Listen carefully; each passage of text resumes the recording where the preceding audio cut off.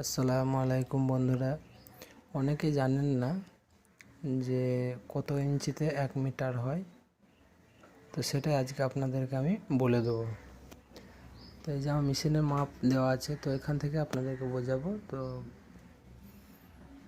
এই যে দেখছেন 0 থেকে 1 লেখা আছে, এখানে হচ্ছে তোমার এটাতেই 1 ইঞ্চি, ঠিক আছে। তো 1 ইঞ্চি হচ্ছে এই যে 4 সেন্টিমিটারগুলো দেখতে পাচ্ছ, এই যে এগুলোকে সেন্টিমিটার বলা হয়। এই ছোট ছোট দাগ দেওয়া আছে, এগুলোকে সেন্টিমিটার বলা হয়, ঠিক আছে।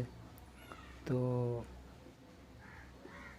এই যে এখান থেকে বোঝায়, এই যে এইটা থেকে বোঝায় 1 2 3 4 5 6, এটা সেন্টিমিটার, ঠিক আছে। তো এখান থেকে এটা 1 ইঞ্চি হয়ে গেল, এখান থেকে এটা 1 ইঞ্চি। তো এইভাবে পুরো 39 ইঞ্চি লাগবে।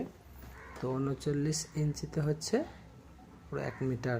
আর এই সেন্টিমিটারে ধরতে গেলে 100 সেন্টিমিটারে মানে 1 মিটার। তো এটাই হচ্ছে মাপ, মানে 39 ইঞ্চিতে পুরো 1 মিটার।